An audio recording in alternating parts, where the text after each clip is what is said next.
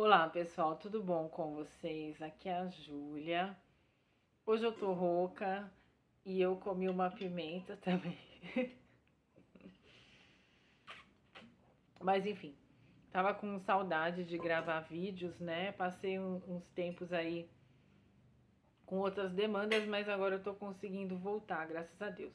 Então, vamos retomar. A gente estava discutindo esse livro aqui do René Girard, que é um dos livros mais impressionantes e mais queridos dele.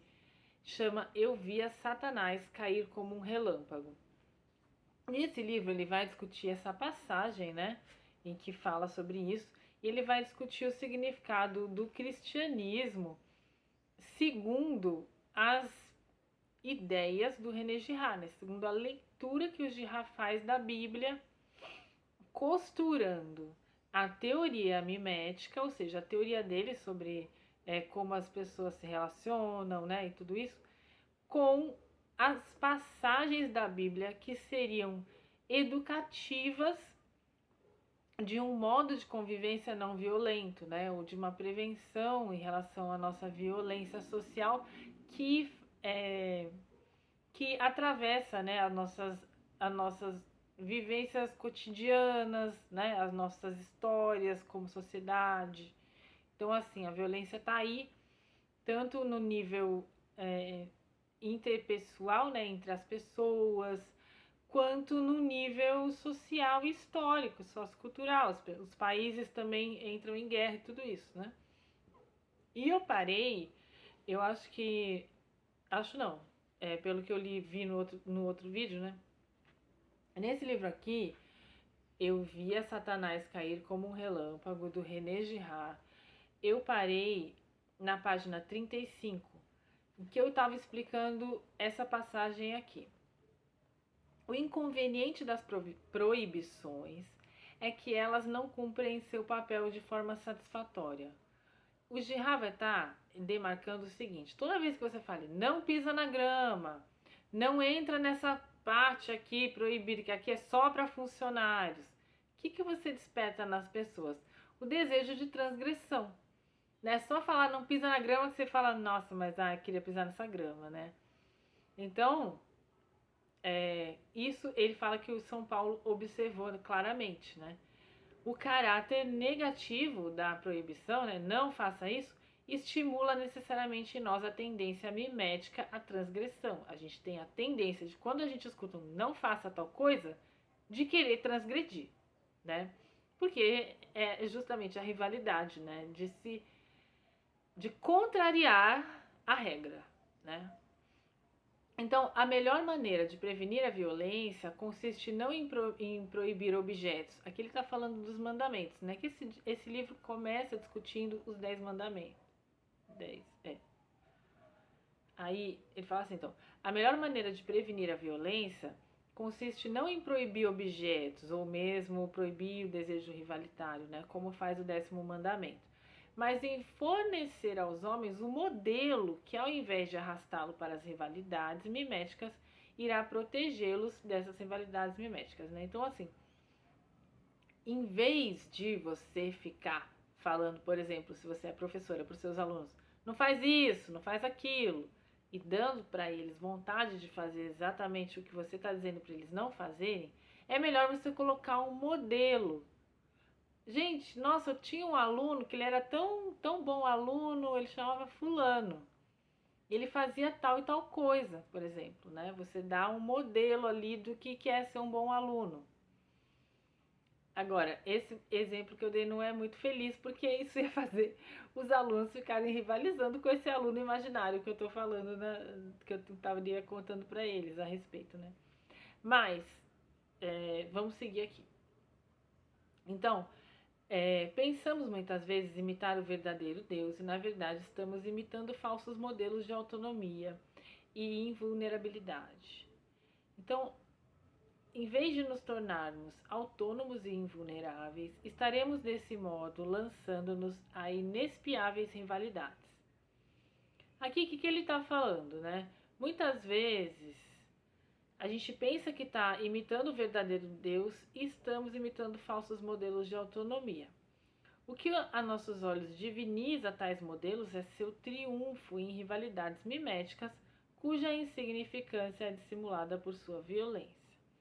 O mandamento que prega que imitemos Jesus não surge no universo isento de imitação, mas dirige a seres eivados de mimetismo. Então, o que ele está falando aqui, né? Por que é importante, como eu expliquei no outro vídeo, a gente imitar a Deus, amando o nosso próximo, né? E amar a Deus como a ti mesmo, né? Por que é importante a gente amar Jesus, né? Deus é Jesus, né? No sentido bíblico, assim.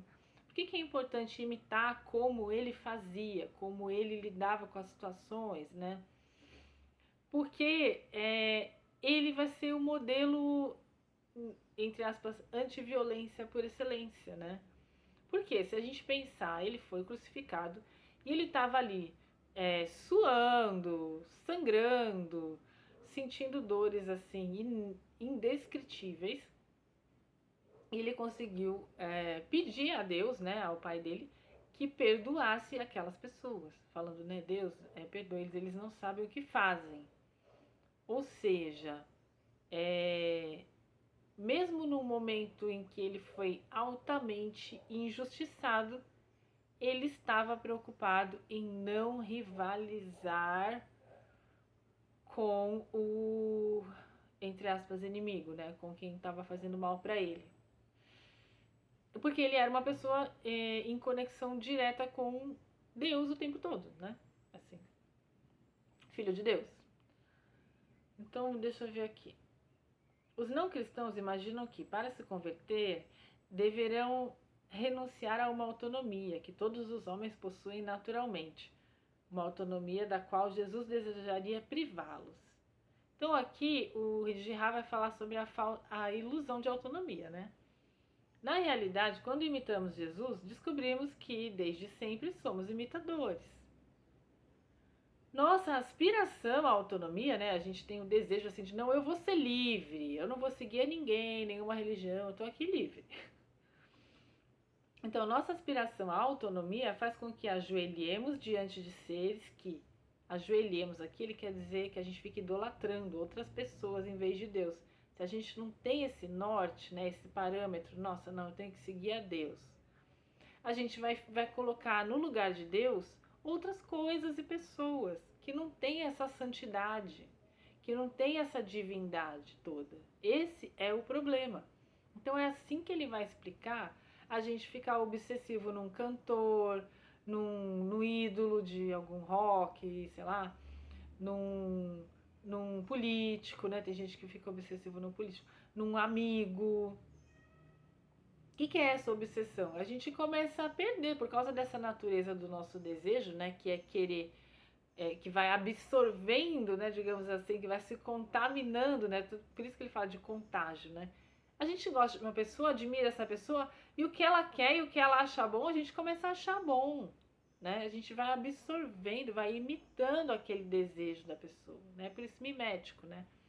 Mas imitando, na verdade, não, mimetizando, né? Seria o termo correto. Porque não é só imitar, é mimetizar. Qual que é a diferença? Imitar é você fazer uma coisa que a pessoa faz. Mas mimetizar é a palavra que mostra que você está muito observando o modelo.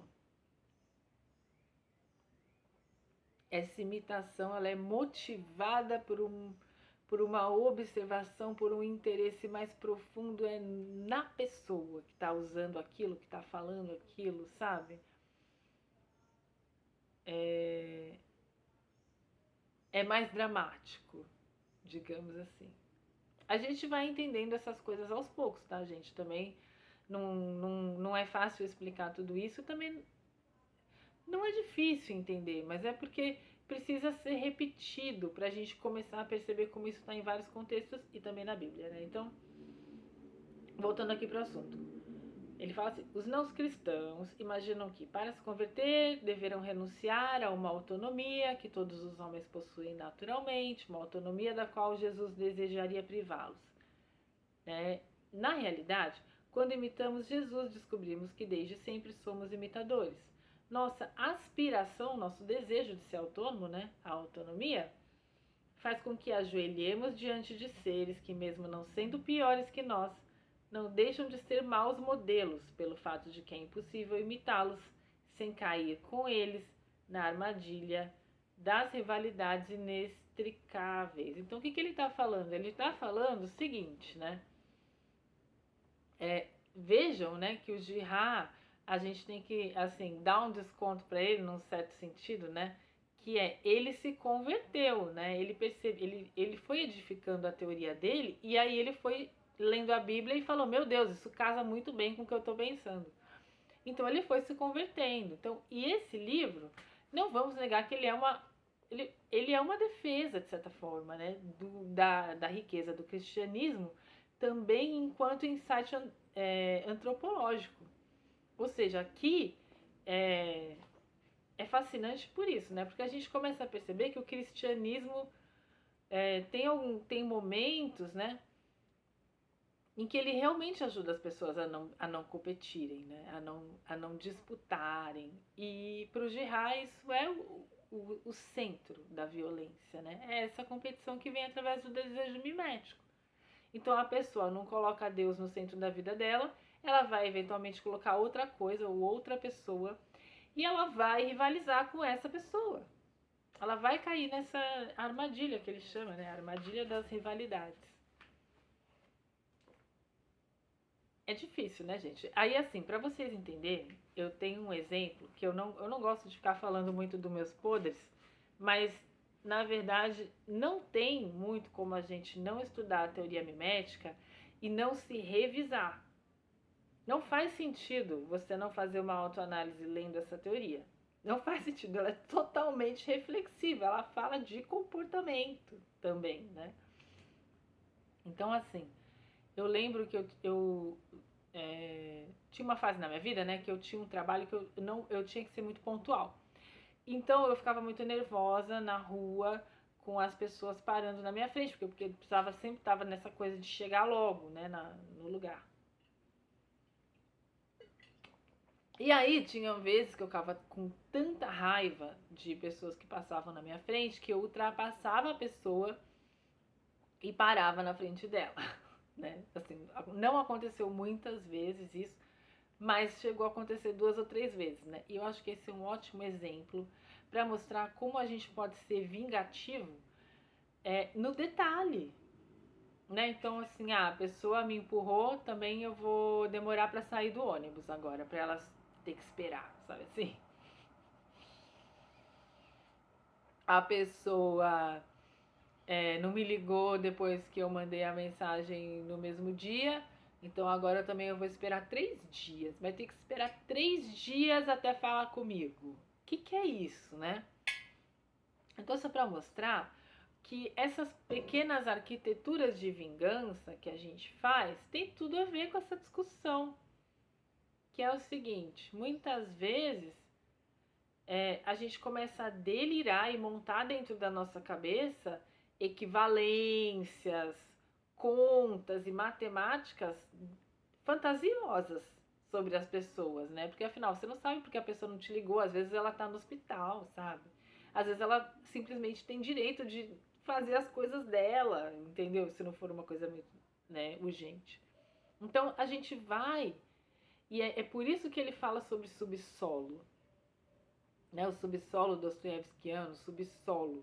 Porque é nesse underground mesmo, né? Nesse nível inferior dos pensamentos, que ele é escuro, são aqueles pensamentos secretos, escuros, de vingança, de ressentimento. Por quê? Porque quando a gente coloca alguém acima de nós, muitas vezes a gente fica querendo que essa pessoa nos dê atenção, porque a gente fica admirando, né? Aí pode ser um professor, pode ser um namorado, pode ser um ídolo, pode ser um amigo. A gente vai nutrindo essa admiração, né? A gente aqui de baixo põe a pessoa aqui em cima. E a gente fica querendo que essa pessoa coloque a gente em cima também, ou pelo menos igual, né? E aí, quando a pessoa não corresponde a alguma coisa que a gente estava esperando, a gente pode começar a começar a nutrir esses sentimentos de raiva, de desgosto, de rancor, de inveja, de ciúme, de orgulho, de ressentimento. Então, essa é um pouco a maquinaria sinistra que a gente vive dentro de nós, sabe? Ninguém aqui é santo, entendeu? Então, é disso que ele está falando, de uma tomada de consciência, da percepção de como a gente rivaliza com as pessoas que a gente admira, que são os nossos modelos, e como as pessoas rivalizam com a gente. Em vários níveis, de várias formas sutis, que podem escalar para formas mais violentas, né? Então, vamos seguir aqui, né? Ele está falando de autonomia, que a gente não tem muita autonomia, né? Se a gente pensar. Mas, assim, a gente quer achar que a gente é muito livre, mas a gente está enredado muitas vezes nesse mecanismo.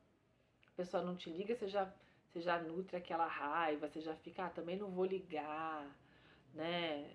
A gente é assim, né? É difícil sair disso, tomar consciência. E o começo do estudo, né, da teoria mimética, ele é muito especial.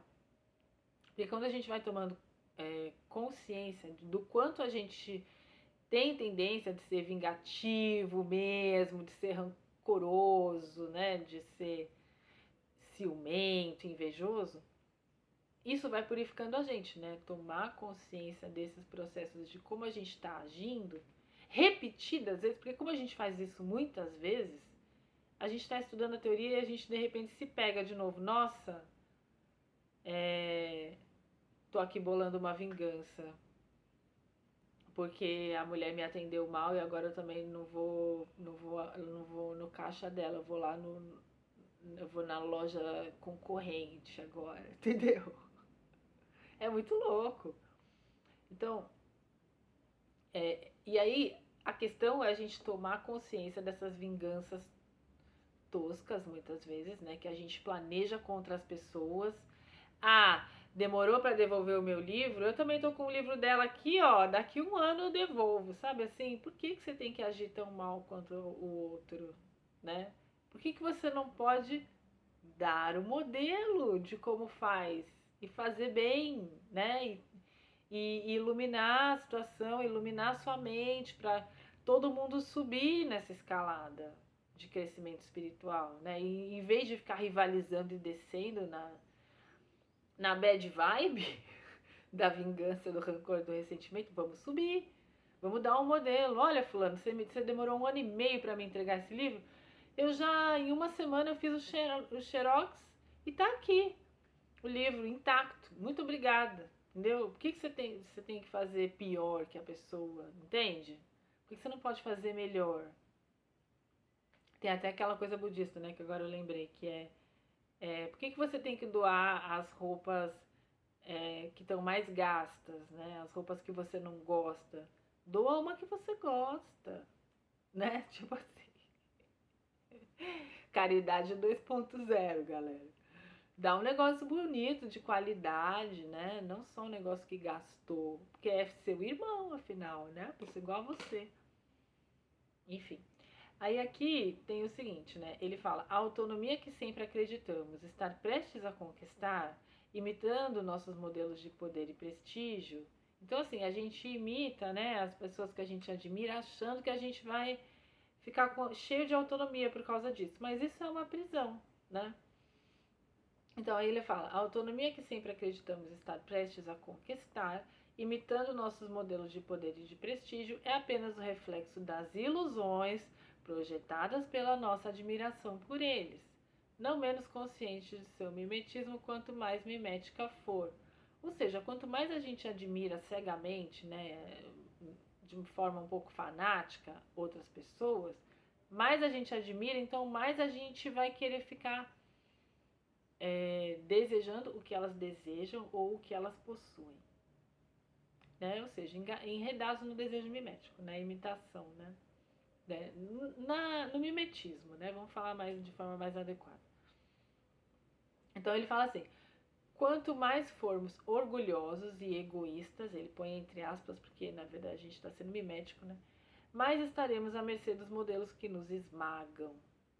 Então é forte isso, né? Você vê como ele fala assim, os modelos nos esmagam, né? Porque a gente fica arrasado por essas pessoas que a gente admira. Por que arrasado? Porque a gente fica nessa inferioridade, nessa gangorra, na verdade, de inferioridade e de superioridade, né? Esses dias, né, assim, a gente verifica essas coisas da teoria na gente, né? Mas a gente também vê nos outros, né? Então, assim, esses dias eu percebi que eu tive um encontro com um, um casal de amigos, né?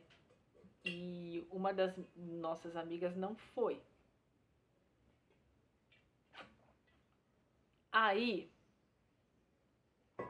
quando ela descobriu que eu consegui encontrar esses amigos, né? Ela me escreveu pedindo um favor, que eu não fiz. Que eu falei, olha, eu não tô com vontade, né, de fazer. Aí em seguida ela perguntou como é que foi o encontro. Então você vê que a pessoa já vai caindo naquele interesse pela vida do outro. Ah, mas eles estão amigos. Aí ela começa, às vezes, faz um pedido, aí se ela não é atendida, eu não sei como ela tá, né? Mas assim, só para usar como exemplo, porque eu vi que era uma situação que potencialmente poderia começar a virar uma rivalidade, entendeu? Aí a pessoa vai querendo coisas de você, vai pedindo, vai se decepcionando, vai começando a achar, mas você também não é tão legal assim. Então, esses movimentos todos, gente, vamos não ter ilusão, entendeu? Quando a gente está nutrindo sentimentos muito intensos por alguém, que vão da admiração até a raiva, o rancor e o ressentimento, grandes chances da gente estar delirando um pouco, né? Ou seja, da gente estar numa relação muito equivocada com essa pessoa, colocando ela num pedestal e tirando ela do pedestal e colocando ela assim no chão mais próximo do chão possível, assim, mais. Entendeu? Tipo assim, subindo e descendo a pessoa nas nossas concepções. Isso é meio doido. Todo mundo aqui é pecador, né? Então, assim, o cristianismo, ele já vem falando, galera, tá todo mundo igual. Só os santos que não, né? Os santos conseguiram sintonizar ali com uma conexão direta com o divino. Mas a gente que é vida normal, a gente tá toda hora se vingando, ficando com ciúme, ficando com inveja, ficando com ressentimento, ficando com raiva, ficando com ódio. E o importante é esse caminho da conversão não estritamente religiosa, ou seja, de uma conversão, né? Conversão você faz o quê? Você vai dar uma virada, né? Então assim, dá uma virada no sentido assim, faz esse desvio para você pegar um caminho ali que é rico para sua consciência, entendeu? O caminho de você perceber, nossa, eu tô querendo me vingar só porque a pessoa não me ligou, meu Deus. Que em psicologia a gente pode chamar, por exemplo, de recuo de projeção. Quando você tá achando várias coisas da pessoa, eu acho que ela tá brava comigo, ela não me liga mais. E aí você para e fala assim, não, peraí, eu é que tô brava com ela, porque ela não me respondeu. Entende? Então, e aí a gente começa a entrar nos ganhos de estudar essa teoria, né? Que é no quando a gente vai percebendo o quanto a gente tem tendência de rivalizar com os outros, com coisas muito banais, gente. Às vezes não é que você quer o emprego da pessoa, o cargo da pessoa, ou a vida da pessoa, né? Em lugares, assim, estados extremos de competição. Não, às vezes você quer ser mais pontual que a pessoa. Entendeu? Seu colega de trabalho. Você vê um colega de trabalho todo certinho lá, que sempre chega cedo, você. Eu vou chegar meia hora antes. Tipo assim. É esse tipo de banalidade, né? O mal, ele entra ali também. Não é só dar um soco em alguém, roubar alguém, né? E é isso que é interessante de estudar essa teoria, da gente ver que a gente tá sempre caindo nessa tentação de colocar alguém num pedestal e depois ficar pedindo atenção dessa pessoa, pedindo consideração, viajando mesmo, né? Achando que a pessoa deve coisas pra gente. é complexo, mas assim, conforme a gente vai percebendo isso, a gente vai relaxando o coração. Isso é muito bonito, né? Então, assim, conforme a gente vai percebendo, nossa, eu tô com ciúme, nossa, eu tô com inveja, nossa, fui orgulhoso aqui, nossa, competi com a pessoa. A gente vai. Não é que a gente para de fazer isso, mas é que a gente faz e, opa, percebe. Então dá uma interrompida nas consequências, né? Então aí que é o segredo. Você, nossa, fiz de novo, né? Opa, fiz de novo. Então vou retroceder. Não vou continuar fazendo ou pensando dessa maneira em relação a essa pessoa. Vou dar o benefício da dúvida, né? A pessoa é aquele caso clássico que eu sempre uso também como exemplo. Você marcou um encontro com uma pessoa, ela atrasou meia hora e você tá nessa meia hora falando assim: ah, não, tudo bem, eu gosto dessa pessoa, ela sempre chega na hora. Ah, mas também aquele dia ela não teve tanta consideração assim. Aí você começa, tipo, fazer a caveira da pessoa, colocar a pessoa num julgamento moral de que quanto a pessoa não vale. Na verdade, ela não é tão ponta firme assim, entendeu? Aí a pessoa chega e fala: nossa, desculpa, tava um trânsito horrível, não sei o quê. Teve um acidente de carro e parou todo. Aí você fala: nossa, não foi culpa da pessoa. Olha quanta coisa maléfica eu já pensei. Porque é isso. Se parou um pouco, a gente já começa a pensar coisa ruim dos outros, né? Desenfreadamente, muitas vezes. Por quê? Porque são pessoas que a gente admira e muitas vezes a gente coloca essas pessoas em uma situação de superioridade a nós, em um pedestal. E aí a gente fica querendo coisas dessas pessoas, querendo o que elas querem, querendo o que elas possuem, querendo que elas deem mais atenção pra gente, o caramba. E aí a gente começa a entrar numa relação